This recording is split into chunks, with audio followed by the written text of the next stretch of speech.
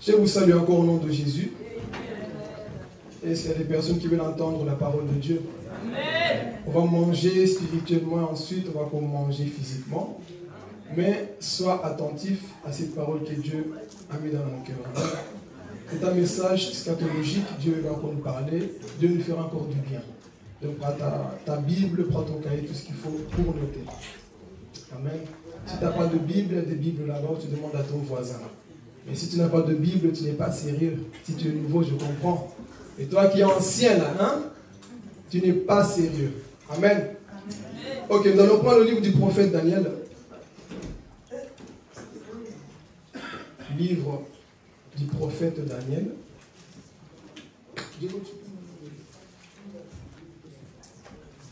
Livre du prophète Daniel. Et avant de lire, on peut noter le thème, la génération de Daniel. La génération de Daniel. Et le sous-thème, ne te mélange pas. La génération de Daniel. Sous-thème, ne te mélange pas. Alléluia. Donc on prend Daniel chapitre 1. Il y a tellement à dire ce matin que Dieu me donne la grâce de tout expliquer. Chapitre 1, le verset 1 jusqu'au 7. On ne lira pas tout, sinon on n'aura pas de temps. Donc le chapitre 1, verset 1 jusqu'au 7.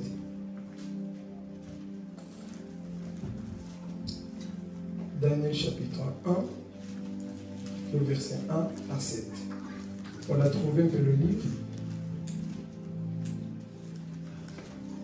Je lis la parole au nom de Jésus. La 3e année du règne de Joachim, roi de Juda, Nabuchodonosor, roi de Babylone, vint siéger à Jérusalem.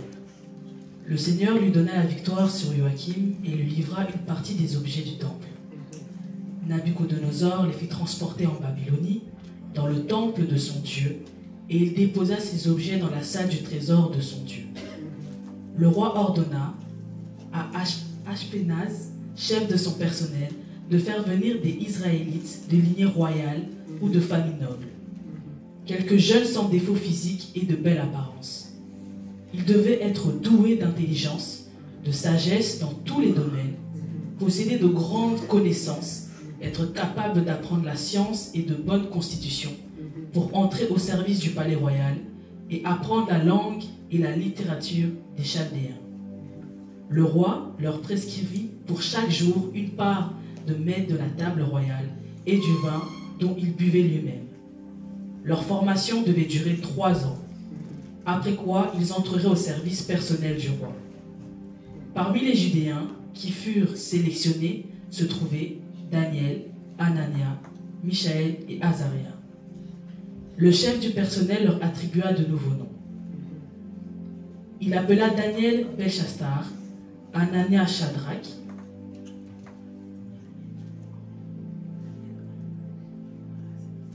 à Michaël celui de Meshach et à Azaria celui d'Abednego. Amen. Peux-tu acclamer la parole de Dieu? Alléluia. Que Dieu soit loué. Ici nous allons parler de la génération de Daniel. Soyez vraiment attentifs, c'est un message qui va nous toucher et qui va nous permettre de comprendre justement le temps que nous vivons. Vous savez que nous sommes au temps de la fin, mais précisément à quel moment nous avons les détails de la parole de Dieu. Amen. Donc ici nous allons parler de cette génération de Daniel, comme vous le savez. Chaque fois que Israël se rébellait contre Dieu, Dieu envoyait l'ennemi adverse pour aller persécuter Israël. Et dans ce temps-là où Daniel était, il y avait aussi la rébellion, raison pour laquelle Dieu les a livrés entre les mains des Babyloniens. Pourquoi? Parce que le peuple avait péché. Le peuple s'éloignait de Dieu. Et qu'est-ce que Dieu a fait? Il envoyait des Babyloniens. Et dans cette époque, l'histoire dit que lorsqu'ils sont partis, ils ont commencé à capturer des enfants. Ils ont commencé à violer des femmes. Ils ont commencé à persécuter Israël. Et parmi ces personnes, il y avait Shadrach, Meshach, Abednego et Daniel. Donc on va les prendre pour les ramener où? À Babylone. Imaginez-vous des enfants, des tapos jeunes. Ils avaient environ 17-16 ans. On les prend, on les amène dans un pays étranger. Mais ils ne vont pas perdre la foi dans un pays étranger. Ils ne vont pas abandonner leur Dieu dans un pays étranger. Que Dieu nous donne de ces personnes qui comprennent ce message. Des personnes qui disent, je suis dans ce monde, mais je ne vais pas me conformer à ce monde-là. Même si tout le monde est en train de se corrompre, moi je vais marquer la différence à ce temps de la fin. Je vais marquer la différence à ce temps de la fin. Donc, ils arrivent à Babylone. On voit qu'ils étaient intelligents. Ils étaient en train d'étudier l'astrologie, la science qui était là-bas. Ils étudiaient toutes les choses qui étaient où? À Babylone. Mais ils n'ont pas quoi? Perdu leur foi. Et ils commencent à étudier. On les apprend la sorcellerie. On les apprend la magie. Mais au-dedans d'eux, ils savaient que nous, on ne peut pas se conformer au siècle présent. Nous avons un Dieu. Donc, premier point ici. Ils vont changer leur nom. Ils s'appelaient Azaria, Anania et Michel. On leur donne le nom de qui? Shadrach, Meshach et Abednego. On va changer leur nom. Comme pour dire, ces noms révélaient des divinités païennes. Les noms qu'on les a donnés révélaient des divinités diaboliques. Donc on veut changer leur identité, mais ils n'ont pas changé leur caractère. On peut changer ton nom, mon frère, ma soeur, mais on ne change pas ton caractère. Donc c'est ça qu'il faut faire. Ils vont prendre Shadrach, Meshach et Abednego, on les amène où? À Babylone. Donc ils vont changer leur identité. Mais ils ont dit, changez tout ce que vous voulez. Mais nous savons que nous avons un Dieu du ciel. Vous devez vous comporter comme les personnes qui se trouvent à Babylone. Parce que Babylone tire son origine de Babel. La ville qui a été fondée par Nimrod, le type de l'Antichrist. Vous trouvez ça dans Genèse chapitre 10, verset 10. Nimrod va créer quoi? Babylone. Et c'est de là où Babylone veut dire rébellion. Rébellion contre la volonté de Dieu. Et c'est justement dans ce contexte que Shadrach, Meshach et Abednego se retrouvent dans une génération qui est en rébellion contre Dieu. Et le monde actuel est en rébellion contre Dieu. Et nous aussi, nous nous retrouvons dans une autre sorte de Babylone aujourd'hui. Mais si, qu'est-ce qui va se passer? Le monde actuel cherche à changer notre identité. Le monde actuel cherche à changer nos valeurs. Tant que chrétien, on doit se conformer au siècle présent. Tant que chrétien, on doit marcher dans les rangs. Si tu ne le fais pas, tu seras persécuté à ce temps de la fin. Mais il faut résister. Il faut dire que moi, je ne suis pas monsieur tout le monde. Moi, je ne suis pas madame tout le monde. Donc, on commence à leur dire, commencez à étudier l'astrologie. Commencez à étudier notre façon de faire et manger notre nourriture. Ils ont dit, nous, on ne mange pas la nourriture qui est consacrée aux idoles. Nous, on va manger des légumes. Et vous allez voir que notre visage va briller plus que ces personnes qui sont à Babylone. Je vais parler. La sainteté donne la joie. La parole de Dieu donne la joie. La prière donne la joie. La vie de jeûne donne la joie. Pendant que le monde pense qu'ils sont riches avec des BM, pendant qu'eux ils pensent qu'ils sont riches, nous avons la parole de Dieu. Et notre visage est constamment dans la joie. Je n'ai pas besoin de vendre mon âme au diable pour être connu. Mais j'ai besoin de fléchir mes genoux dans la présence de Dieu. Pourquoi? Parce que je connais le Dieu que je sais. Donc ils ont dit, nous n'allons pas manger comme les gens de Babylone. Vous mangez comme vous voulez. La nourriture qui est consacrée au dieu Marduk. Parce que le dieu qui était à Babylone, qui régnait dans cette époque, s'appelait Marduk. Une divinité qui avait des ailes, qui avait l'œil comme quoi? Comme des dragons. On adorait ce dieu Marduk. Mais eux, ils ont dit non. Nous n'adorons pas ces dieux qu'on trouve où? À Babylone. Changez vos noms, mais qui ne changent pas vos caractères. C'est ça que le monde actuel est en train de faire. Il faut changer. Homme devient femme. Femme devient homme. Changez vos valeurs. Mais l'Église doit dire non. Nous n'allons pas accepter ça. Les enfants commencent à les enseigner des choses, des bêtises à l'école. L'Église doit s'opposer. S'il faut manifester, nous allons manifester. S'il faut se lever, nous allons nous élever. Il ne faut pas rester à l'église seulement. Alléluia, amen. Sors aussi, il faut parler. Il faut évangéliser. Il faut qu'on voit la génération de Daniel qui disent non, Satan, tes lois ne vont pas passer. Ah, je vais parler. Tes lois ne vont pas passer dans cette génération. Parce qu'il y a encore des personnes qui prient dans cette génération. Il y a encore des personnes qui intercèdent dans cette génération. Mais le problème, nous sommes comme les 7000 hommes en Israël. Je viens à l'église, je me sanctifie, je couche pas, je fais rien. Mais oui, qu'est-ce que tu fais pour la Belgique? Qu'est-ce que nous faisons pour la nation? L'église est rentrée dans la timidité. L'église est rentrée dans la peur, dans ses souliers. Je ne sors pas. On voit qu'il y a des défauts des gens de l'église, alors qu'il y a tout un monde à sauver à l'extérieur. L'église, lève-toi. Sois des types de Daniel qui se lèvent dans cette génération. Parce que je t'assure, si tu ne te lèves pas, on va changer ton identité. Raison pour laquelle aujourd'hui les chrétiens, au travail, tu ne les reconnais pas. À l'école, tu ne les reconnais pas. Pourquoi? Tous se rentrent dans les rangs. Mon collègue fait, moi aussi je fais. Je ne suis pas comme tout le monde. Que je sois seul, je vais parler. Que tu perds même des connexions, perds des connexions. Que tu perds des abonnés, perds des abonnés. Que tu perds des amis pour Jésus. Je vais parler. Perds des amis pour Jésus, mon frère, ma soeur. Accepte cela. C'est parce que tu veux plaire à Dieu que tu vas perdre cela. Mais les gens ont peur aujourd'hui. Non, mais ils vont changer mon identité. Ils vont changer, changent tout ce qu'ils veulent. Mais ils ne vont pas changer ma foi. Ils ne vont pas changer ma façon de faire les choses. Moi, je connais le Dieu que je sais. Tant qu'ils arrivent là-bas, on les voit dire, la formation devait durer combien de temps? 3 ans. Mais en 10 jours, ils ont percé. 10 jours seulement, ils ont prouvé que nous sommes remplis du Saint-Esprit. Je n'ai pas besoin d'attendre 3 années de formation. Je vais parler à quelqu'un. Parfois, on n'a pas besoin qu'on attende 3 années. Ton intégrité va prouver que tu aimes Dieu. Combien de gens il faut former, il faut faire ceci? Mon frère, quand tu aimes Dieu, on n'a pas besoin d'attendre beaucoup. Alléluia. Ces gens viennent quitter leur pays Jérusalem et ils se trouvent à Babylone. Ils sont supérieurs aux Babyloniens. Pourquoi? Ils avaient le Saint-Esprit en eux. Que Dieu nous donne cette génération des personnes qui sont remplies du Saint-Esprit.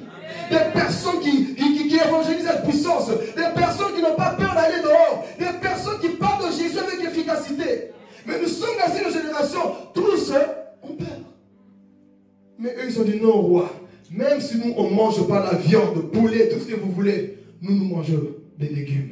Vous allez voir que notre visage va rayonner. Effectivement, c'était ça. On vient les regarder. Leur visage est pris plus que les autres qui mangent tous les jours. La vraie joie, mon frère, ma soeur, c'est lorsque tu es dans la parole de Dieu.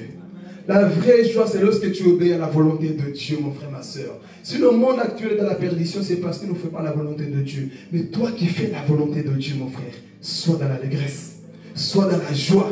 Réjouis-toi parce que toi au moins tu sais que tu fais la volonté de Dieu. Donc ici, on vient chanter quoi? Leur nom. Mais non pas régner leur Dieu. Amen. Et si vous allez voir qu'on les ramène où? À Babylone. Ils vont se retrouver à faire des choses qu'ils n'ont jamais pensé. Beaucoup de personnes dans la vie, c'est comme ça. Tu te trouves parfois dans une situation, jamais tu as pensé faire ça, mais tu le fais. Mais laisse-moi te dire, c'est le plan de Dieu. Parfois tu dis, mais moi j'ai étudié à Jérusalem, j'ai tout étudié, mais on m'envoie dans ce pays. On m'envoie dans cet endroit, ce n'était pas dans mes projets. Les chemins de Dieu, ce n'est pas tes chemins. Ces pensées ne sont pas tes pensées. Toi, peut-être, tu avais un plan de faire comme ça. Dieu t'a dit, tu seras pasteur. Dieu t'a dit, tu seras prophète. Dieu t'a dit, tu seras ceci. Mais toi, tu as étudié pour autre chose. Je vais parler. Moïse a étudié, mais Dieu l'a appelé pour être son serviteur. Donc, il y a des choses que tu fais, Dieu va t'appeler ailleurs. Alléluia. Dieu va t'appeler ailleurs. Donc toi tu penses que tes projets, tes études, c'est pour toi-même. Mais Dieu va prendre cette intelligence pour que tu écrives. Je laisse Exode, Lévitique, nombre de ton nom. Toi tu penses que tu étudies pour le monde, Paul. Mais je vais prendre pour que tu sois le vrai prophète. C'est ça que Dieu fait avec nous. Toi tu penses que non Seigneur, c'est pas ma volonté. Non. Dieu va te prendre. Il va utiliser cette intelligence que tu as pour son royaume. Je vais dire à l'église, toute chose que tu fais, c'est pour la gloire de Dieu. Ne pense pas que tu étudies pour te glorifier. Moi, je suis intelligent. C'est pour la gloire de Dieu. Les projets que tu veux faire, c'est pour la gloire de Dieu. Donc, ils se trouvent dans un pays. Mais Seigneur, jamais j'ai pensé ça. J'ai jamais imaginé que moi, un jour, j'allais me tenir ici pour faire ceci. Jamais j'ai imaginé ça. Mais c'était le plan de Dieu qui se retrouve là. Parfois, Dieu va forcer les choses pour que tu te retrouves où? À Babylone. Et il se retrouve là. Hey, on va commencer à interpréter des rêves. On va commencer à servir le roi. Mais ce n'était pas ma destinée. Mais Dieu va te prendre pour qu'il change ta destinée. Ici, dans la première partie, c'est ça qu'on voit. On les amène, on change leur nom. Et se trouvent dans un pays étranger. Mais le ministère va continuer. Qu'est-ce qui va se passer? Le roi va faire un rêve. Il fait un rêve et il ne comprend pas. Il appelle tous les magiciens. Et ici pour dire, tous les ministres, tous les présidents, toutes les personnes qui sont élevées, sachez qu'ils travaillent des puissants de ténèbres. Toutes les personnes qui sont élevées, s'ils ne sont pas avec Dieu, ils sont avec le diable. Il n'y a pas le juste au milieu. Ça a commencé dans le temps de Moïse, avec Pharaon. Ils avaient tous leurs sorciers. Vous savez pourquoi? Parce que si tu n'as pas une puissance qui te protège, les jaloux vont te tuer rapidement. Donc il faut une puissance qui te protège. Donc ici, Nebuchadnezzar avait quoi? Ces magiciens, ces sorciers qui le protégeaient. Mais ces sorciers, ils étaient limités à interpréter les rêves. C'est ça que j'aime avec Dieu. Les sorciers, les magiciens, ils étaient quoi? Limités. Et il vient dire, mais j'ai fait un rêve. Mais ce rêve-là, je ne le comprends pas. Et encore, j'ai oublié le rêve. Cherchez-moi un homme qui va m'interpréter ce rêve. Cherchez-moi un sage. Appelez tous les sorciers, tous les magiciens, pour qu'ils puissent interpréter mon rêve. Et ils ont appelé les magiciens. Les magiciens viennent dans le palais du roi. Nebuchadnezzar commence à raconter son rêve. J'ai fait un rêve. Mais au moment qu'il voulait donner des détails, j'ai oublié le rêve. Et commence à dire aux gens, entrez dans mon rêve et donnez-moi la signification de ce rêve-là. Et ils ont dit, roi, à ta coûte, même si tu veux, entre nous, si toi-même tu ne te souviens pas de ton rêve, comment veux-tu que nous, on puisse interpréter? Et qu'est-ce qu'il a dit? Si vous n'interprétez pas mon rêve, je vais tous vous tuer. Mais comment veux-tu qu'on interprète au roi? Si nous on ne voit pas, tu ne nous racontes pas ton rêve. Le monde actuel est troublé. Le monde vit des choses qu'ils ne comprennent pas. Le monde vit une crise qu'ils ne comprennent pas. Ah, je sens l'onction. Le monde vit des choses qu'ils ne comprennent pas. Mais il faut des types de Daniel qui comprennent le mystère qui se passe dans ce temps actuel. Il faut des enfants de Dieu qui comprennent. Oh, le monde, calmez-vous. Tout ce qu'on est en train de traverser, la Bible avait déjà prédit. Pendant tout ce temps, le monde est en train de paniquer. Les guerres, les bruits de guerre, tout ça avait déjà été prédit. Nous savons qu'on ne doit pas paniquer parce que Jésus revient bientôt. Il est déjà à la porte. Donc pendant tout ce temps, les guerres, la famine, toutes ces choses, nous savons le pourquoi. Mais le monde est troublé comme son roi. J'ai fait un rêve, je ne comprends pas. Je suis troublé, je suis perdu. Comme la vie de plusieurs personnes sont troublées. Mais celui qui a l'Esprit de Dieu n'est jamais troublé. Celui qui marche avec Dieu n'est jamais troublé. Et il commence à dire, mais je vais tous vous couper la tête si vous ne dites pas le rêve que j'ai fait. Mais roi, même si on veut t'expliquer, mais nous, on n'a pas la capacité de rentrer dans ton rêve pour te dire ce que toi, tu as rêvé. Il dit, je m'en fous. Je vois que vous voulez gagner du temps dans le chapitre 2, Daniel. Je vois que vous voulez gagner du temps. Mais il vient à vous, roi, s'il te plaît. Nous, on ne sait pas comment faire. Alors, il a donné le décret. Tuez tous ces gens-là qui mangent dans ma table, qui ne sont pas capables d'interpréter les rêves. Mais pendant tout ce temps, Daniel était quelque part, rempli du Saint-Esprit. Il attend les nouvelles qu'on veut tuer les gens à Babylone. Je ne suis pas ici au hasard. Je vais interpréter le rêve. On va trouver Daniel. Daniel, le roi est troublé. C'est quoi son problème? Il a fait un rêve. C'est quoi le rêve? Lui-même, il a oublié. C'est quoi le rêve qu'il a fait? Lui-même, il a oublié. Daniel dit, ok, ramenez-moi au roi. Daniel arrive, rempli du Saint-Esprit. Roi, c'est quoi le problème? Tu as entendu le décret? Je vais tuer tout le monde. Moi, je fais un rêve. Il n'y a personne qui me donne la signification.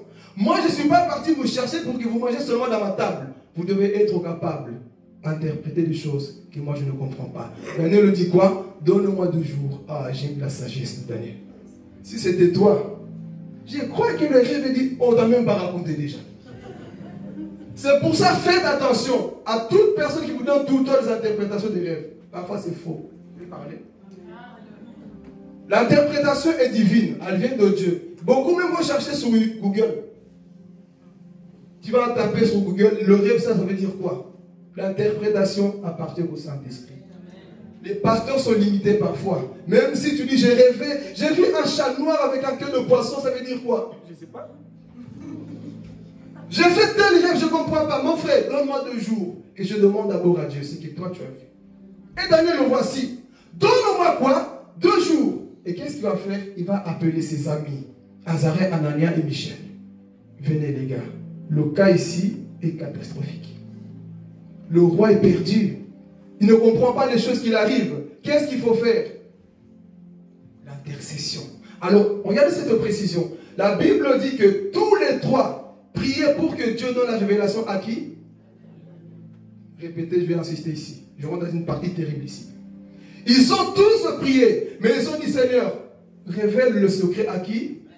Répétez encore à qui? Si c'était toi, mon temps est arrivé, moi aussi, j'ai le don.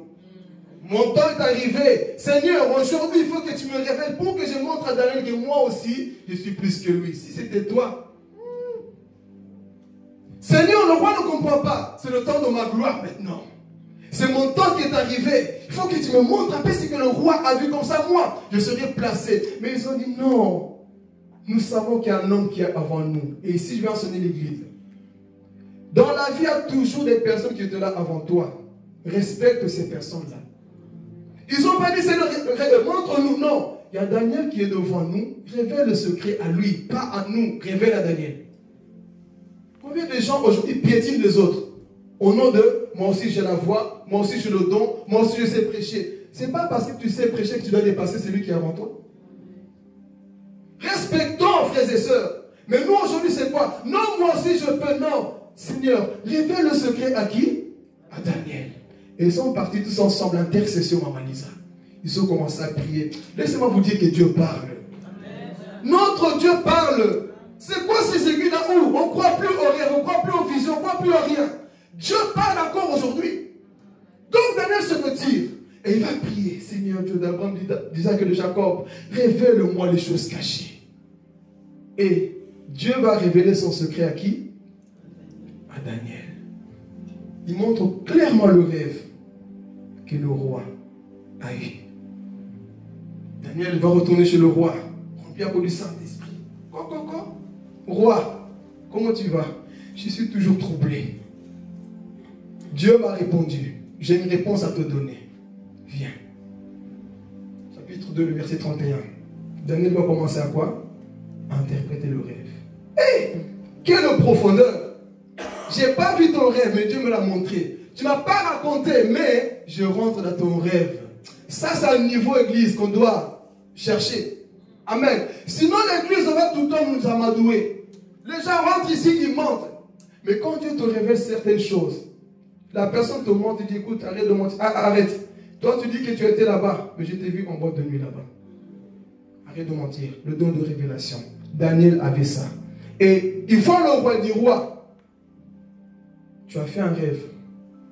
Ce rêve t'a effrayé. Oui. Mais Daniel, jusqu'à présent, il n'y a personne qui interprète mon rêve. Mais moi, j'ai eu la révélation.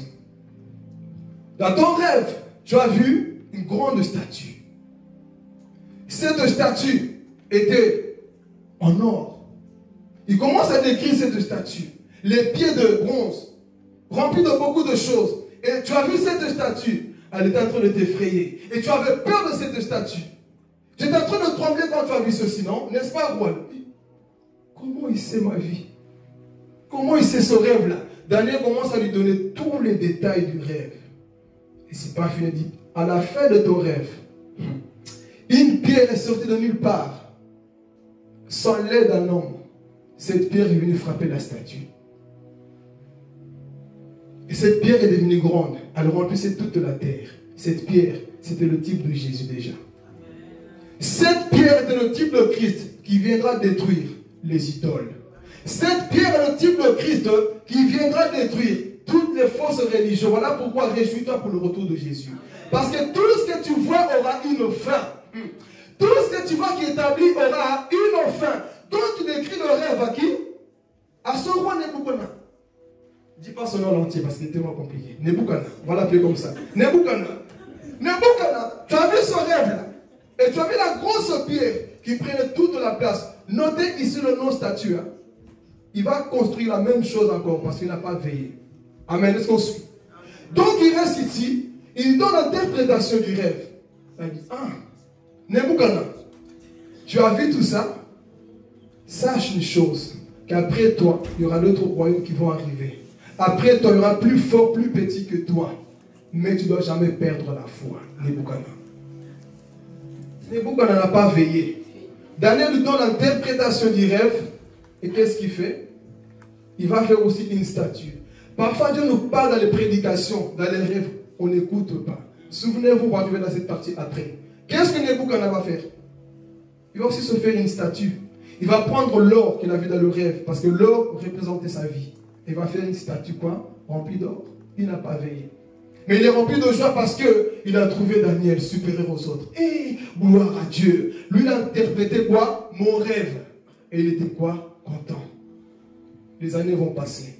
Les temps vont passer. Il va commencer à oublier son Dieu. Qu'est-ce qu'il fait? L'orgueil prend de la place.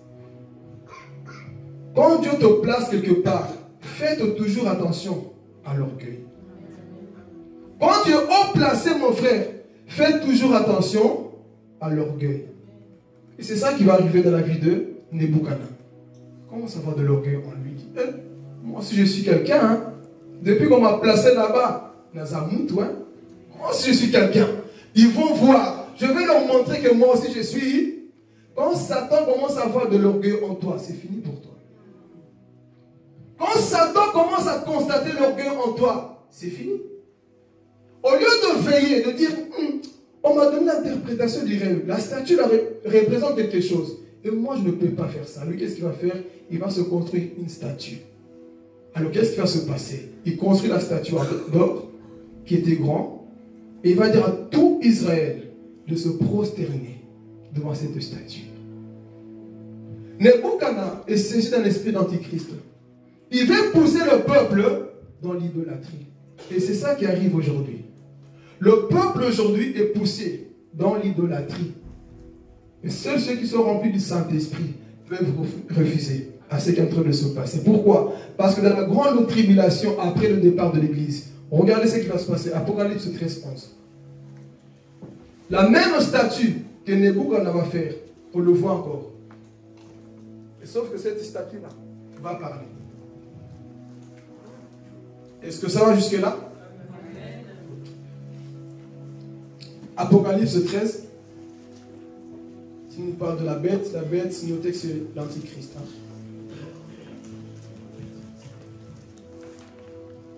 Ensuite, je vis monter de la terre une autre bête. Okay. Elle avait 2 cornes semblables à celles d'un agneau, mais elle parlait comme un dragon. Elle exerçait toute l'autorité de la première bête en sa présence, et elle obligeait la terre et ses habitants à adorer la première bête, celle dont la blessure mortelle avait été guérie. Ça c'est l'antichrist, lui, continue. Elle accomplissait de grands signes miraculeux, jusqu'à faire descendre le feu du ciel sur la terre à la vue des hommes. Elle égarait les habitants de la terre par les signes qui lui étaient donnés d'accomplir en présence de la bête. Elle leur disait de faire une image de la bête qui avait été blessée par l'épée et qui avait survécu. Elle reçut le pouvoir d'animer l'image de la bête, afin que cette image puisse parler et faire tuer tous ceux qui ne l'adoraient pas. Elle fit en sorte qu'on impose à tous les hommes, petits et grands, riches et pauvres, libres et esclaves, une marque sur leur main droite ou sur leur front. Amen. Donc ici, vous voyez, dans la grande tribulation, les choses vont s'aggraver.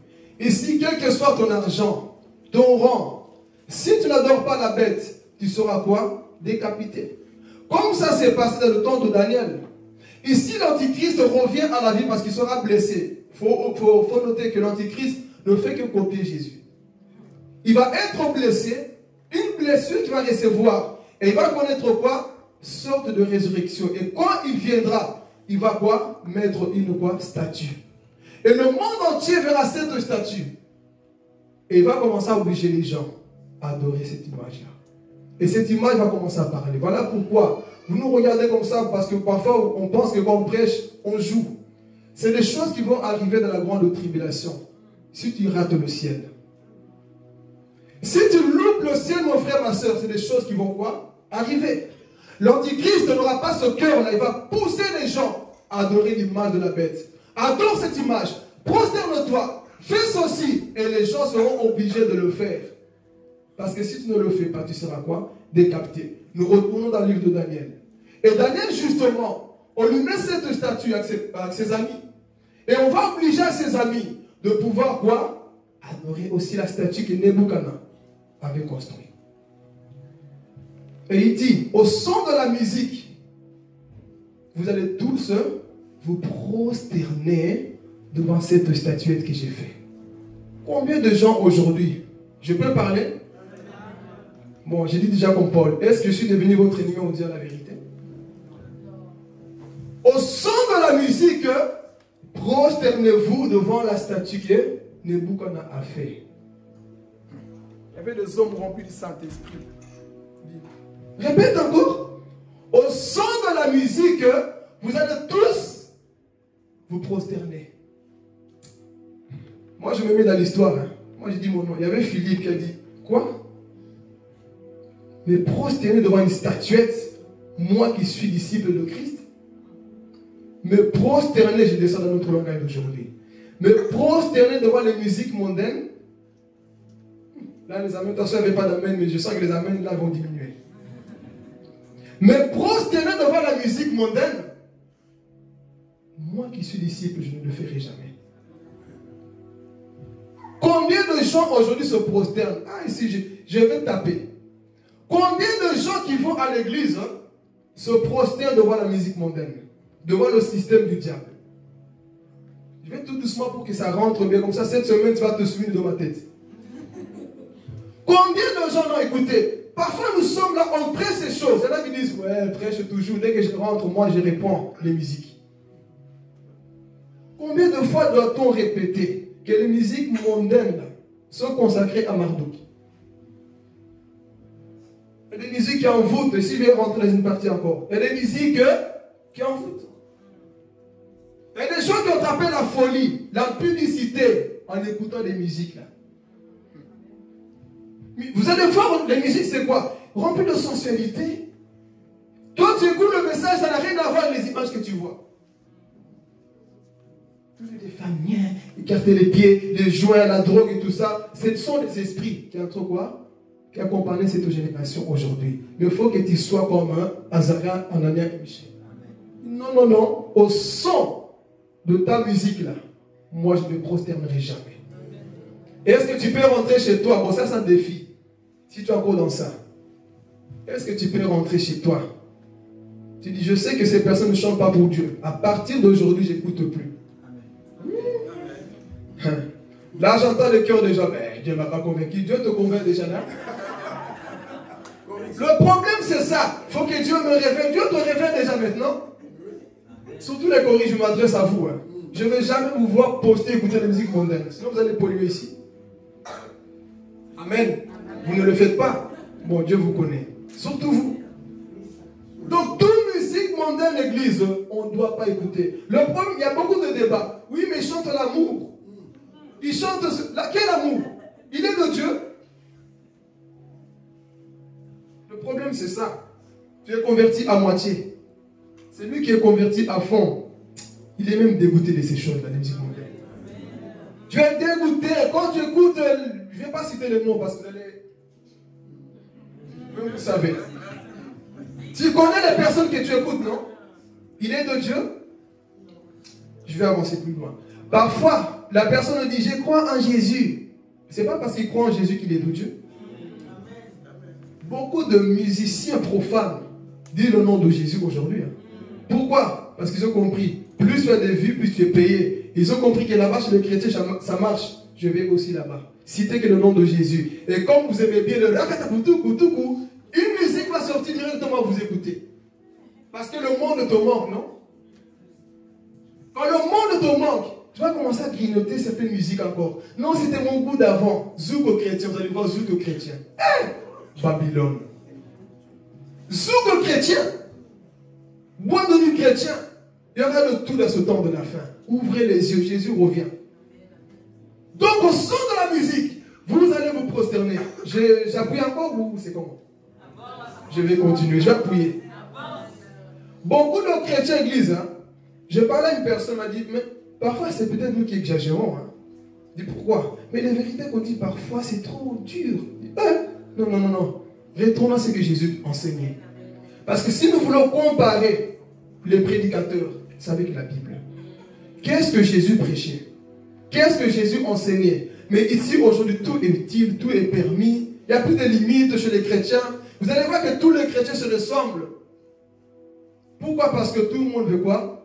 Faire la même chose. Mais la Bible dit ici, au son de la musique, prosternez-vous. Et ils ont dit, non, non, non. On ne va pas le faire. nous avons un Dieu. Et quand ils ont refusé, qu'est-ce qui s'est passé?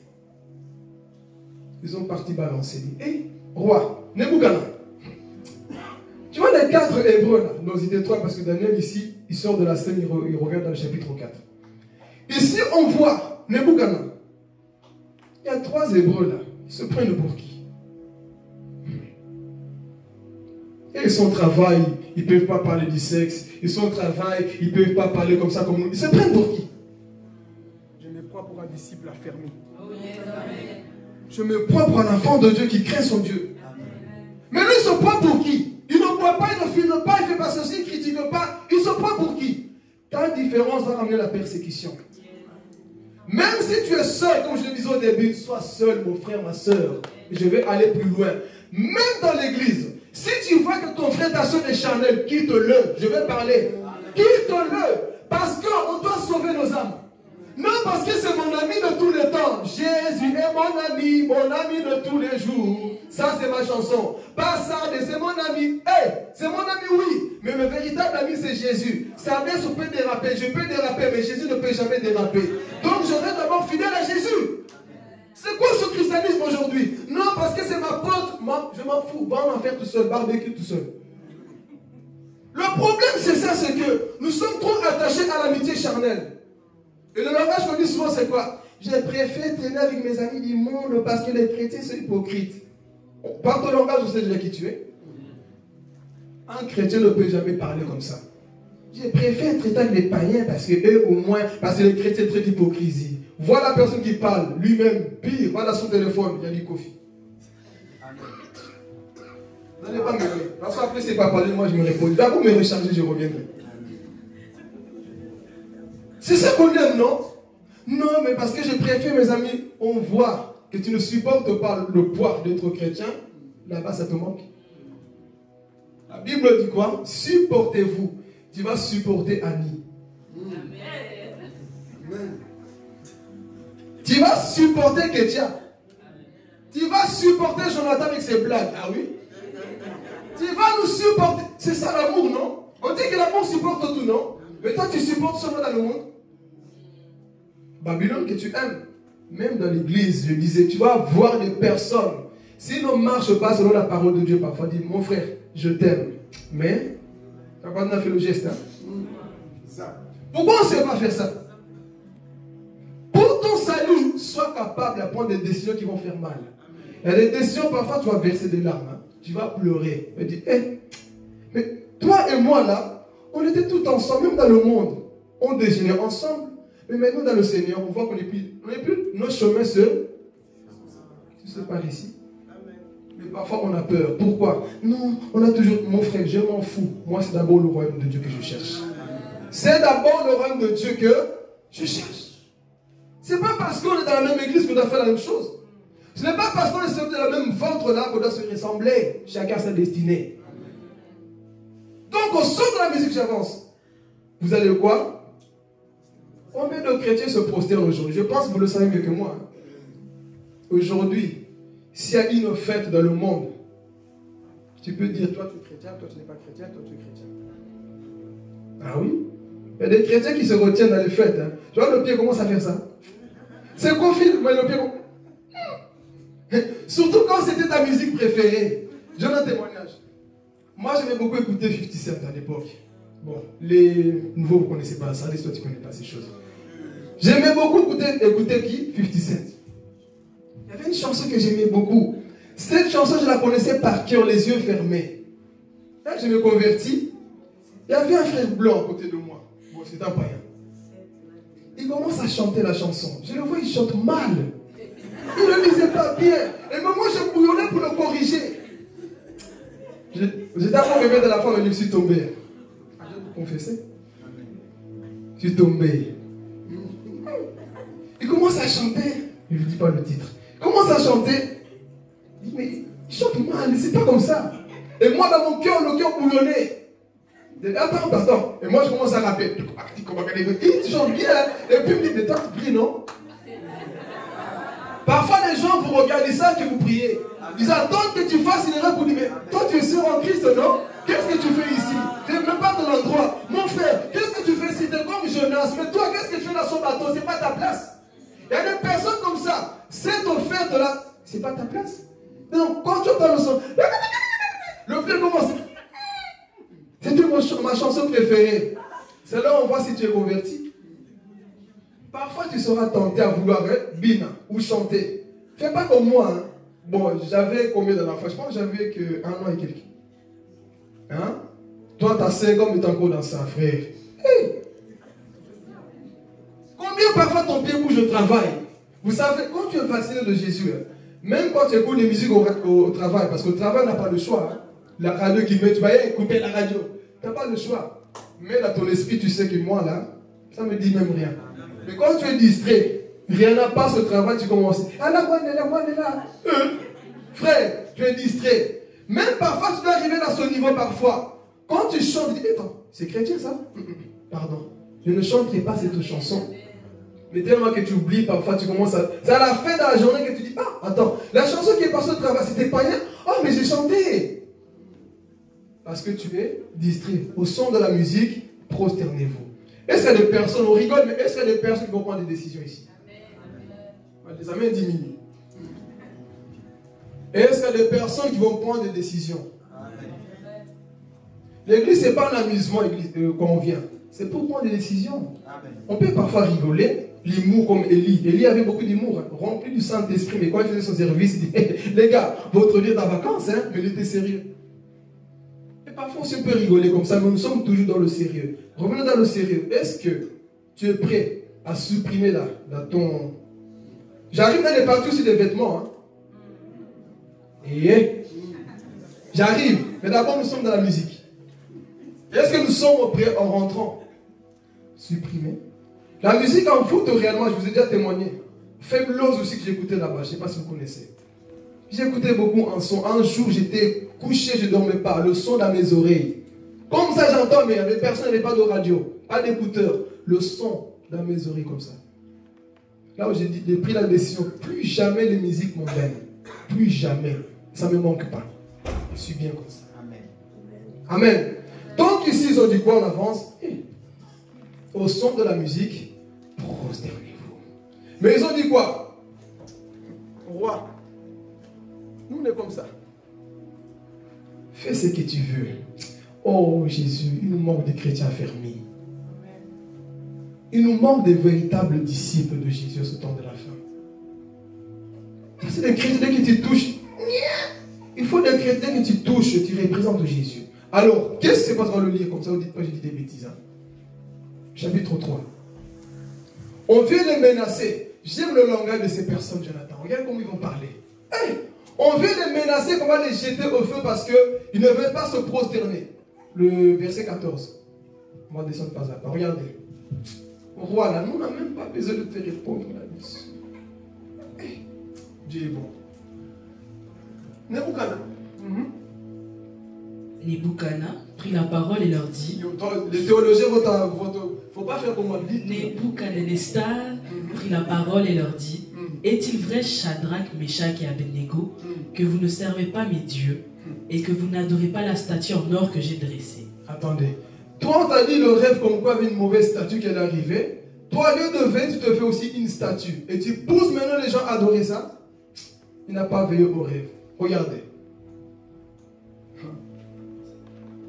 Maintenant, tenez-vous prêts et au moment où vous entendrez le son de la trompette, de la flûte, de la guitare, de la petite et de la grande harpe, de la cornemuse et des instruments de toutes sortes, vous vous prosternerez et vous adorerez la statue que j'ai faite. Si c'était toi, tu as dit, alors là, moi me prosterner? Jamais. C'est ça qu'on est en train de leur dire. Il fallait quoi? Se prosterner. Mais on va arriver dans une partie aussi. Continue. Si vous ne l'adorez pas, vous serez immédiatement jeté au milieu d'une fournaise ardente. Mais attends. Jusqu'ici, Dieu, il disait, il n'y a pas de problème. Que mes enfants meurent, il n'y a pas de souci. Mais quand ils ont osé défier Dieu, il dit, quel est ce Dieu qui va te délivrer de mon pouvoir? Dieu a dit, petit, tu vas défier, je viendrai dans la fournaise plus tard. On ne défie pas Dieu. On arrive tout doucement dans la fournaise. On termine ici. Continue. Quel est le Dieu qui pourra alors vous délivrer de mon pouvoir? Shadrach, Meshach et Abednego répliquèrent au roi Nabuchodonosor, nous n'avons pas besoin de te répondre là-dessus. Alors, retourne dans le verset là qu'on vient de lire. Qu'est-ce qu'ils ont dit? Mais si c'était toi, attends, je vais réfléchir d'abord par rapport à ma foi. On te dit qu'on va te mettre dans une micro-ondes, on va te brûler la vif. On va te jeter dans le feu. Combien d'entre nous allaient abandonner la foi? C'est ça que je dis. Il faut qu'on soit la génération de Daniel. Je n'ai pas besoin, on n'a pas besoin qu'ils te répondent là-dessus. En gros, ils ont minimisé ce que le roi disait. Le roi, parle toujours. On n'a pas besoin de répliquer. Pourquoi? Parce que nous sommes prêts à aller jusqu'à la mort. Vous vous souvenez, Smyrne? Sois fidèle jusqu'où? Soyons fidèles jusqu'à la mort. Et c'est ça qui est en train de se passer ici. On est en train de menacer des gens, de les jeter où? Continue. Notre Dieu, celui que nous servons, Continue. peut nous délivrer de la fournaise ardente, et il nous délivrera de ton pouvoir, roi. Et même s'il ne le faisait pas, sache, roi, que nous ne servirons pas tes dieux, et que nous n'adorerons pas la statue en or que tu as dressée. Est-ce qu'on peut avoir cette foi, Église?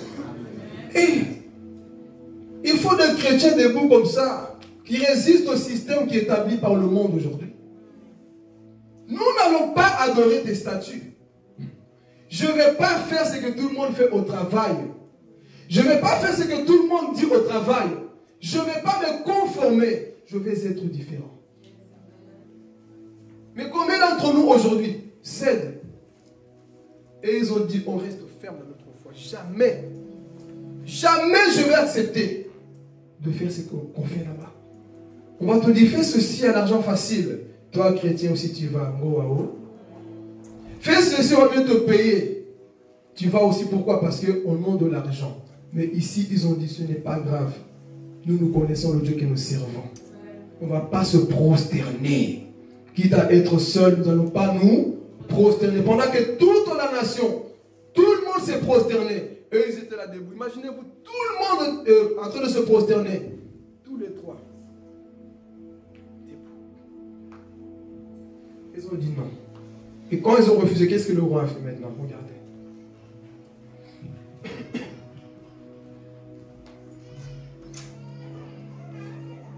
Nabuchodonosor fut alors rempli de colère et changea de visage vis-à-vis de Shadrach, Meshach et Abednego. Reprenant la parole, il ordonna de chauffer la fournaise 7 fois plus que d'habitude. Voyez? Parfois le monde c'est ça. Il veut augmenter beaucoup de choses. La souffrance. Pour que tu dises, là ça devient chaud. Hein? Là les problèmes deviennent grands. Hein? Mon frère, peu importe la grandeur du problème, peu importe les soucis qui viennent, ne cède jamais. Le diable ne fait que menacer notre foi. Mais ne peut rien contre l'église qui est. Il vient dire à ces personnes, augmentez le feu pour que ces personnes aient peur. Eux étaient tranquilles, perdent leur foi. Nous n'allons pas céder, roi. Tu peux le monter 10 fois, 20 000 fois comme tu veux. On va accepter de mourir pour Jésus-Christ. Nous allons accepter la persécution pour Jésus-Christ. Amen. Donc ils partent. On leur dit, ok, vous ne voulez pas? Le roi était quoi? En colère. Et comment ces jeunes-là sont en train de me résister? Des petits gamins comme ça sont en train de me résister. Et ce qui m'édifie ici, c'est de savoir que c'était des jeunes comme toi et moi. Dans un pays étranger, ils n'ont pas péché.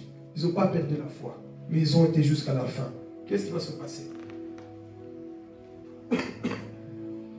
Puis il ordonna à quelques soldats particulièrement forts de son armée d'attacher Shadrach, Meshach et Abednego et de les jeter dans la fournaise ardente. Ils étaient quoi? Attachés. On vient les attacher pour les jeter où? Le feu était tellement allumé, il était tellement puissant que ceux qui ont poussé Shadrach, Meshach et Abednego, ils étaient eux-mêmes morts. Alors ici, ils arrivent dans le feu. Suivez. Ils arrivent dans le feu. Le feu n'en faisait rien. Waouh! Oh, nous servons à Dieu de surnaturel, l'église. Ils avaient dit, notre Dieu peut aussi nous délivrer de cette fournaise. Ils avaient la foi. Ils arrivent dans le feu. Ils ne ne paniquez pas. Mais si c'était toi, je pense que la dernière minute, elle dit, ok, je me prosterne parce que c'est chaud. Je me rends au Seigneur. J'abandonne ma foi. Mais je veux dire à quelqu'un, n'abandonne pas ta foi. Brûle, meurs, va jusqu'à la fin. Mais ne te décourage pas. Fais comme Shadrach, Meshach et Abednego. Ils sont partis jusqu'au bout, église. C'est ça qui nous manque aujourd'hui. Nous avons tellement de chrétiens, comment on dit, quaker, matembele, poto, yaourt, qui ont quelque chose de bébé. À tel point que parfois, on cède face à la tentation. Mais ici, on les envoie dans le feu. Et ce qui est étonnant. Le feu brûle les cordes, mais ne brûle pas leur vie. Ils arrivent dans le feu. Ils étaient attachés. Le feu a juste brûlé les choses des Babyloniens. Et pendant qu'ils étaient en train de brûler, que le feu était là, Nebuchadnezzar dit, attends, quelqu'un a mis quelque chose dans mon vin ou c'est moi qui rêve? Les gars, on a jeté combien d'hommes? 3. Non, vous êtes sûr? On a jeté combien? 3. Mais attends. Je vois 4 hommes. Oh, je vois 4 hommes dedans. On a jeté 3 personnes, non? Mais comment se fait-il qu'on voit 4 hommes dedans? Peut-être j'ai trop bu du vin et ça commence à jouer. Non, Nebuchadnezzar, tu n'as pas bu. Dites avec moi le Dieu du milieu. Nous servons un Dieu du milieu. Là où 2 ou 3 se unissent en mon nom, il est où? Sur la croix, Jésus, il y avait quoi? À gauche et à droite. Jésus était où? Ésaïe chapitre 12, verset 6. Il nous dit que Dieu se trouve au milieu de Sion. Pardon. Il se trouve au milieu de Sion. Et la Bible dit encore dans le livre de Proverbes. La corde à 3.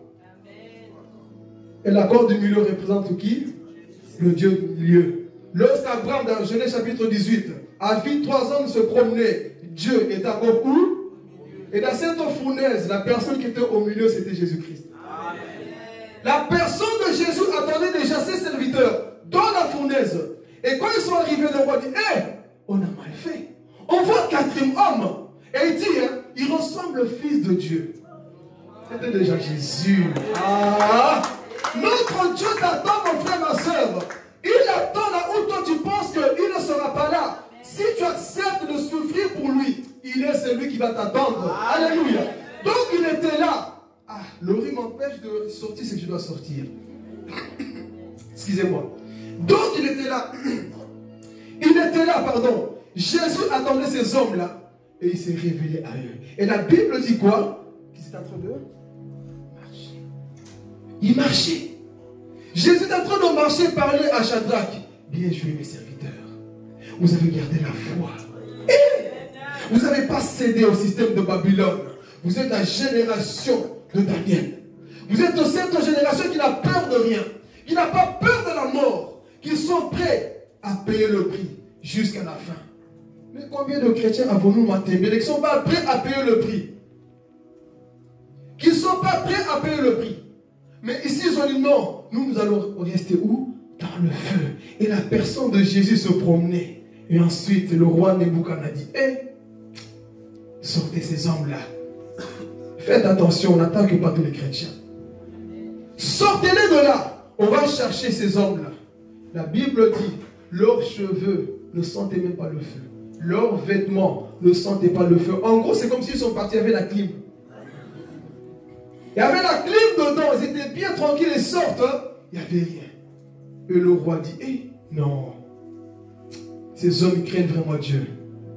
Il s'est converti, il s'est donné à Jésus. Dans une génération perverse, il faut que tu marques la différence. Amen. Dans une génération là où tout le monde se corrompt, mon frère, Romains chapitre 12, on me dit quoi? Ne vous conformez pas au siècle. Donc dans cette génération, je vais dire à quelqu'un, c'est possible de garder ta foi. Amen. Arrêtez de dire non, l'endroit est trop mauvais, c'est ta foi qui est mauvaise. Amen. Le problème, c'est que nous sommes trop faibles. Oui, l'église est trop comme ça. Le lieu est trop comme ça. Mon pays est trop comme ça. Ici, en Belgique, au travers de toi, Dieu peut se manifester. Au travers de cette ville, Dieu peut se manifester. Ta foi peut faire quelque chose dans cette ville. Le problème, peut faire, mais tu dois payer le prix. C'est d'être ce chrétien qu'on ne peut pas toucher, soit la personne qu'on peut toucher, mais qui dit Seigneur, gloire à toi. Parce que moi je vise d'abord que cet fil, Seigneur, puisse changer au travers de moi un réveil, Seigneur. Peu de gens ont cet esprit de Daniel et de Shadrach, Meshach, Abednego. Peu de gens. Nous avons cet esprit de être élevé, je vais me marier, je vais me caser, je vais me ceci, fioton, ça c'est des choses de bébé ça. C'est des choses de bébé, frère. Comment le monde est en train d'être détruit? Toi, c'est mon mariage. Ici, je vais rentrer avec une partie à côté. Attendez, désolé.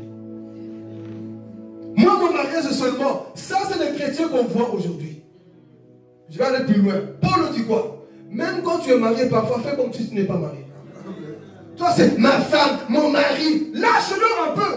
Serre le Seigneur à fond. Mais le problème, c'est quoi? Ma femme, quand ta côte, parfois, sois seule. Laisse ta femme tout seul ou ton homme tout seul. Ou tes enfants. Vous voulez changer le monde. Il y a des choses de bébé tout le temps. Chou. Parfois, c'est pas chou. On va en guerre. Chou, chérie, on va où? On voyage, on va respirer. On peut respirer où? Il y a des choses de bébé qu'on voit. Comment voulez-vous que le monde change, frères et sœurs?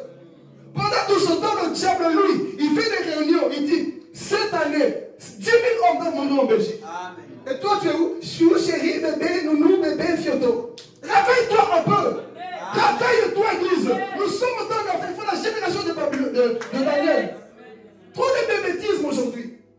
C'est quoi les projets? C'est quoi les voyages? Tu vois, notre église n'a pas ça. Je vais parler. Notre église n'a pas des projets pour les jeunes. Frère, on a des projets pour les âmes. Il n'y a pas de culte de femmes, il n'y a pas de culte de ceci, il y a des cultes pour les âmes. Trop de bêtises qu'on voit, tout ça. Montre-moi dans la Bible, terme là où Jésus dit, culte des femmes. Nous sommes rentrés dans les pièges. Formation de je ne sais pas quoi là. Où on voit toutes ces choses. Parce que la pensée de Babylone est en train de nous envahir aujourd'hui. Raison pour laquelle l'église aujourd'hui est froide. Sortons un peu de ce confort là. Oui, dans mon église, tu vas dans notre église et ils ont fait ceci. Nous ne sommes pas de la génération de Babylone. Combien de personnes sont tellement faibles aujourd'hui? Trop faibles, le système est en train d'envahir nos églises. Patrick Fontaine nous raconte dans sa vision. Il est parti au ciel. Jésus lui a dit, vos églises, la majorité de vos églises sont devenues Babylone aujourd'hui. Vous critiquez les catholiques qui sont des papes. Vos églises ont des papes. C'est ça qu'on voit aujourd'hui. Trop de chrétiens, ils viennent à l'église. Ils n'ont même pas envie d'être là. Pourquoi? Babylone t'a infecté. Parfois ça m'énerve. Mon frère, nous sommes en guerre. Quand on voit, Macron l'a dit, non? Spirituellement parlant, il a dit. Nous sommes en guerre. Pendant que toi tu es en guerre, dans le temps, tu vas blesser. Mon frère, nous sommes dans une génération, tu es blessé, avance. Tu es blessé, ouais, avance. Oh, c'est quoi ces histoires? Mon cœur est toujours. Mon cœur de quoi? Trop de bébétis, parfois ça m'énerve. Si tu ne veux pas servir Dieu, sors de l'église. Il est temps de prêcher avec autorité, dire la vérité. Trop de bébés, on accepte tout, comme à Babylone. On m'a trop jugé, on t'a jugé parce que c'est vrai. On m'a jugé, moi ceci, tu es trop faible. Le problème c'est que tu es faible. Quand tu es rempli de Dieu, mon frère, tu vas agir comme Daniel. Mais toi, c'est quoi? On m'a touché, chouchou, chouchou. Dans la vie chrétienne, l'histoire de chouchou, parfois, oublie. Si dans notre église, on t'enseigne que chouchou, chouchou tout le temps, là, ici, on te dit la vérité. Pierre avait sa femme. Est-ce que tout le temps Pierre parlait de sa femme dans la Bible? Il était en mission, il a compris. D'abord la mission. Parce que de toutes les façons, quand tu vas arriver au ciel, tu ne seras plus marié à Cindy Jonathan. Moi, Aurélie, ça sera fini. Tout ça sera, même où l'homme rigole, parce qu'il sait que c'est vrai. Les enfants disent la vérité. Amen. Amen. Donc toutes ces choses-là seront finies. Concentrons-nous sur l'essentiel, l'église. Et arrêtez d'aller grignoter l'autre église là-bas, c'est comme ça. Chaque église a sa vision. Si Jésus t'a donné ici, la vision c'est de former des disciples, concentre-toi. Ici, comme on dit, on forme, comme j'ai répondu à une personne. Ici, notre rôle, c'est de former des Daniel. C'est de former des Daniel. Amen. Pas de former ceux qui aiment bien manger le pain. Quand ça ne va pas, ils abandonnent, ils viennent à l'église. Non, ce n'est pas ça qu'il nous veut former. Beaucoup d'églises sont remplies. Mais vois le comportement des fidèles parfois. on voit que non, il y a un problème quelque part. Les personnes n'ont plus Dieu. Et c'est cette génération que nous vivons. Dis à ton voisin, tu es mon chou. Bon, pas ton voisin, c'est pas ton chou. Bon, je dis rien. Dis à ton voisin, chouchou. Mais ici, frères et sœurs, nous sommes en train d'avancer, nous sommes en... C'est d'être tout le temps là. Je viens, pourquoi? Comment ça m'énerve? Des choses comme ça, parfois, ça m'énerve. Trop de sensibilité tout le temps. Je suis sensible, je suis touché. Sois dur. Sois un homme. Sois un disciple. Oh, si on menace de te jeter dans la fournaise, tu vas accepter? Tu vas penser, chou, est-ce que je peux m'en foutre? Non, Jésus, c'est pas possible. Quand on persécute, tu demandes au chou si tu dois aller dans la fournaise t'attend. La fournaise t'attend quelque part. Tu vas brûler. L'homme, c'est quoi? Chouchou, tu penses que je dois rentrer dans la fournaise ou tu... Dieu t'a dit quoi? Vous souffrirez à cause de qui?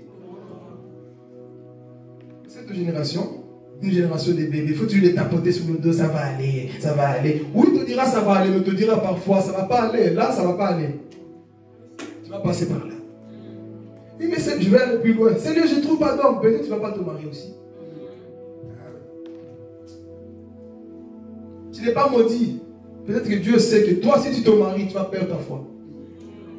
Il y a des personnes, Dieu sait pourquoi ils sont célibataires. Hein? Ce n'est pas un taux de célibat, mais Dieu sait le pourquoi. Et c'est comme tu es seul là, c'est mieux. Parce que le jour que tu vas trouver l'homme ou la femme là, il va te perdre. Avant le mariage, il va faire des choses, des choses, des choses. Et à ce moment-là, Jésus revient, vous partez en enfer. Alors que quand tu étais seul, tu brûlais seulement, tu brûlais. Amen, l'église. Est-ce que nous sommes prêts à grandir? Amen. Babylone doit tomber dans ton cœur. Eux, c'était à Babylone. Mais la Babylone n'était pas en eux. Ils ont dit, même si nous sommes là, nous refusons ce système. Il est temps que le chrétien soit des bêtises. Alors, on va avancer, on arrive bientôt vers la fin, comme ça on mange. Qu'est-ce qui va se passer? Il sort de cette fournaise. Le roi dit, hé, non. Il y a des chrétiens et des chrétiens. Qu'est-ce qui va se passer? Il les élève encore. Ils avancent, remplis du Saint-Esprit. Mais ils n'ont pas aussi quoi? Dévié. Cette période va passer. On passe maintenant dans la période de Daniel. Daniel maintenant revient sur la scène. Daniel chapitre 6. Daniel chapitre 6. Vous savez, quand le diable n'arrive pas à te toucher spirituellement, il va essayer de physiquement. Daniel était à Babylone. On ne trouvait rien en lui. Oh Seigneur, donne-nous d'être comme ça. Daniel chapitre 1, le verset 6. Chapitre 6, le verset 1. Alléluia. Darius le Mède s'empara du royaume à l'âge de 62 ans.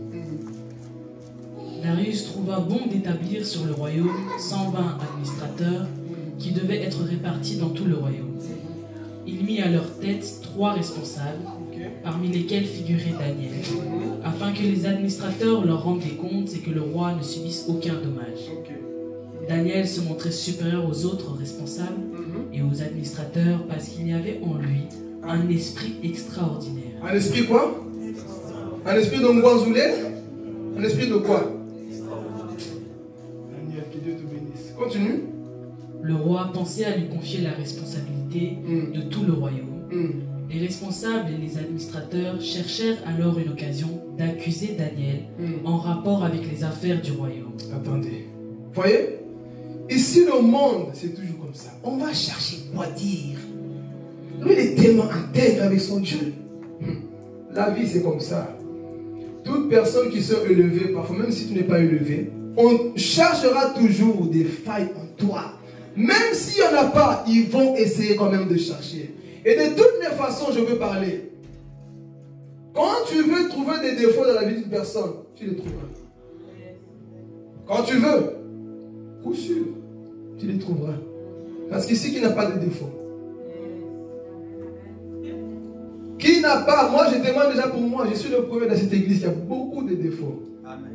Donc, ne t'étonne pas si je te blesse. Parce que je dis aussi quoi? Comme ça, moi, tu ne vas pas critiquer. Dis, va, lui. Si je ne dis pas que je suis Superman, je ne pêche pas, moi, je suis rempli de beaucoup de défauts. Amen, l'église. Amen. Je parle aussi pour Papa Johnny. Nous aussi, il est rempli de beaucoup de défauts. Donc, il ne faut pas être étonné si on agit mal. On a aussi quoi?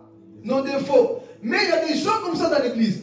Quand ils veulent que chercher des défauts, ils vont trouver. Même si tu commences à regarder le tapis ici, tu vas chercher des défauts. Le tapis est bien, mais il n'a pas une tache. Miguel, je te balance. C'est Miguel qui avait fait. Amen. Donc quand tu veux chercher des défauts, le tapis est bon, mais là-bas il y a une tache. Si tu veux, tu regardes autour, tu vas trouver des défauts. En toi, même si on regarde, on va trouver des... Chaque homme, il y a toutes ces choses-là. Mais l'amour couvre quoi?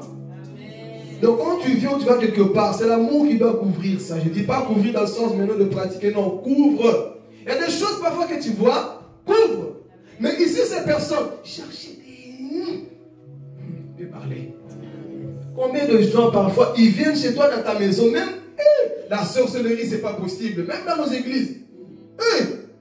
Tu invites quelqu'un chez toi, au lieu de fermer sa bouche et manger, boire et sortir. Pourquoi dans ton frigo c'est vert? Mon frère, on t'a invité, sois tranquille. Et tu vas ressortir ce que tu as vu là-bas. J'ai vu là-bas, c'est comme ça, c'est rangé comme ça. C'est quoi ton problème? C'est quoi le souci? Beaucoup de gens, c'est comme ça, ils vont trouver. Je suis parti chez Ketia, il y avait des cafards. C'est tout ce que tu as retenu. Tu n'as pas bien mangé. Dis ça, franchement, chez Ketia, c'est bien, j'ai bien mangé. Là-bas, franchement, gloire à Dieu. Mais les gens, quand ils témoignent, il y a toujours le mais. Vous êtes des mauvais. Méchants que nous sommes parfois. C'est toujours le mais. Il est comme ça, mais. Qu'est-ce que le mais fait là-bas? Dis gloire à Dieu, il est comme ça. Point. Il prêche bien, mais. Il parle bien, mais.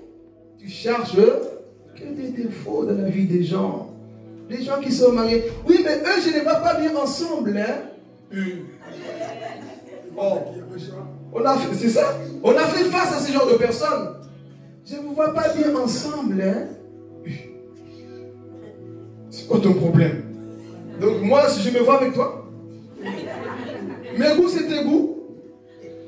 Il y a des gens comme ça. La voiture que tu as prise, j'aime pas la couleur. Hein? Tu cherches quel défaut, mon frère? C'est ta voiture? C'est ta femme?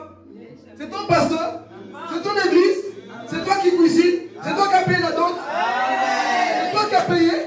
C'est quoi ces histoires de rentrer dans la vie des autres? De rentrer dans la vie des... Tu es qui? Envoyé spécial de Satan?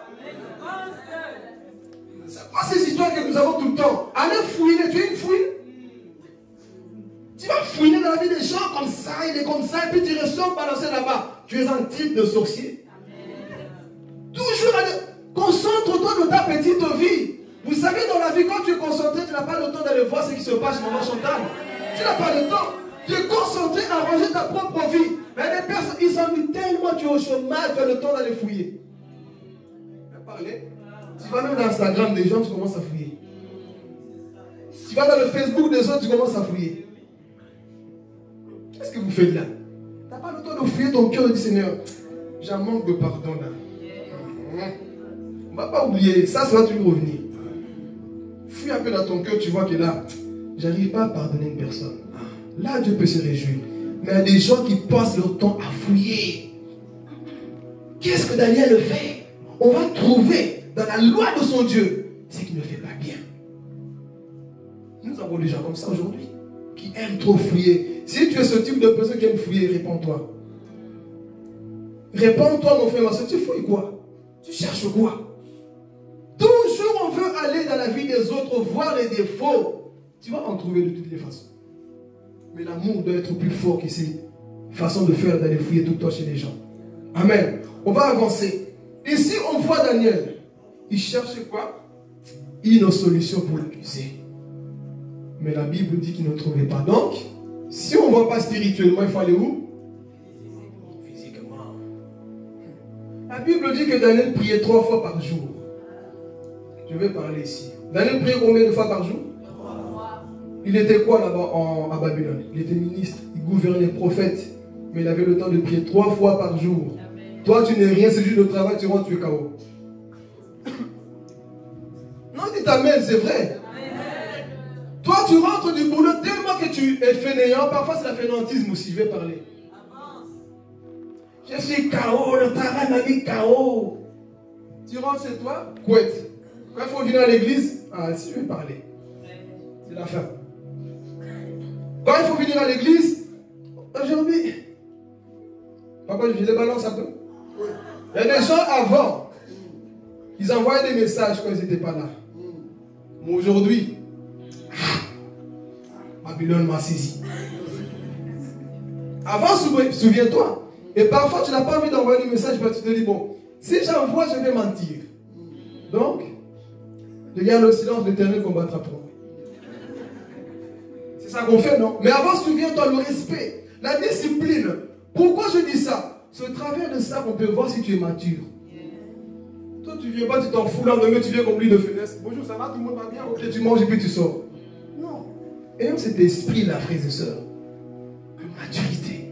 D'avertir. Moi, aujourd'hui, c'est du n'importe quoi. Les gens, la majorité, ils ne vertissent plus. Pourquoi? Parce que Babylone nous a saisis. Amen. Donc, ils vont essayer de trouver quoi? Une faute dans la vie de qui? Daniel. Il n'y avait rien en lui. Il priait 3 fois. Il avait le temps de prier. Ici, on va rentrer encore en détail. Combien de fois pries-tu, mon frère, ma soeur?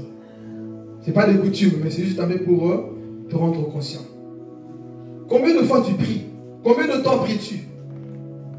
C'est quand la dernière fois que tu as lu la Bible? Donc, c'est seulement à l'église que tu ouvres la Bible. Il faut qu'on soit de ces personnes qui sont des beaux églises. Lui, il avait le temps. Et pourtant, c'était l'homme le plus occupé. Hein. Mais il avait le temps pour s'occuper du roi, pour les choses de Dieu. Et il avait aussi le temps pour son Dieu. Mais nous, aujourd'hui, j'ai pas le temps. Le travail m'a fatigué. Autant envoûter quelque part, c'est pas normal. Réveille-toi.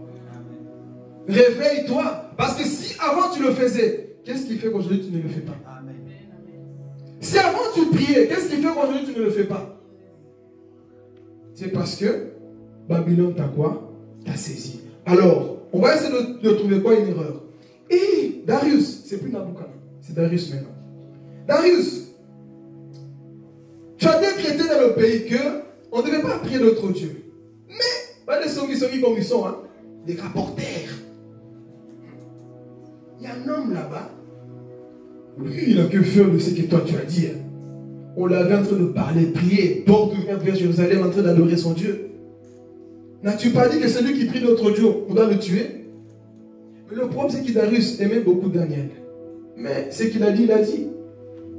On lui dit, écoute, Daniel, lui, il fait quoi?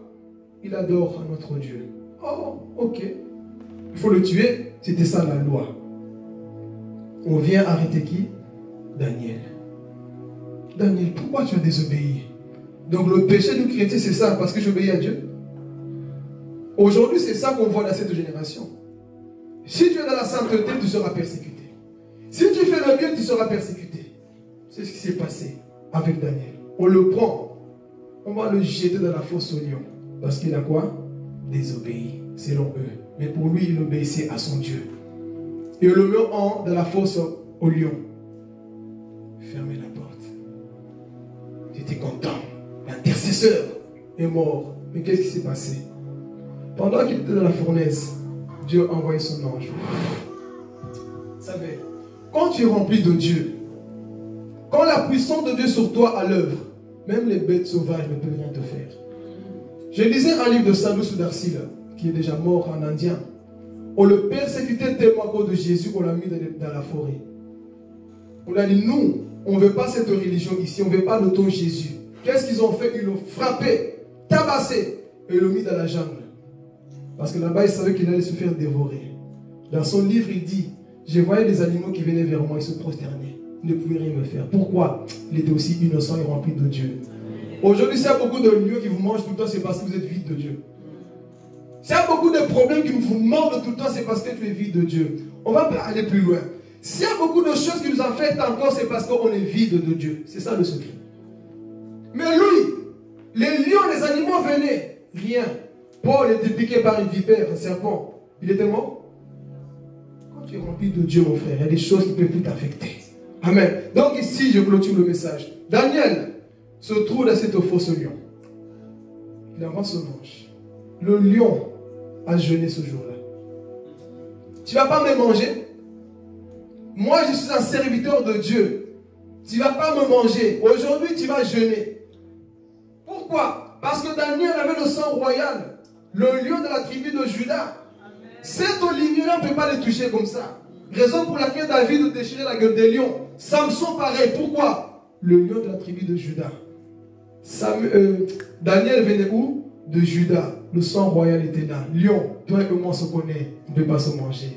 Donc le lion n'a pas su dévorer qui? Daniel. Parce que nous avons le sang royal. Et l'ange a fermé sa gueule. Il a dit non, tu ne me manges pas. Il a disparu. Et le roi, le lendemain, Darius vient avec une voix faible. Daniel, serviteur de Dieu, ton Dieu t'a vraiment délivré? Roi, tout va bien, hein? Je suis vivant. Je sors maintenant. On a sorti qui? Daniel. Et le roi a compris, ah, en fait, on m'a eu.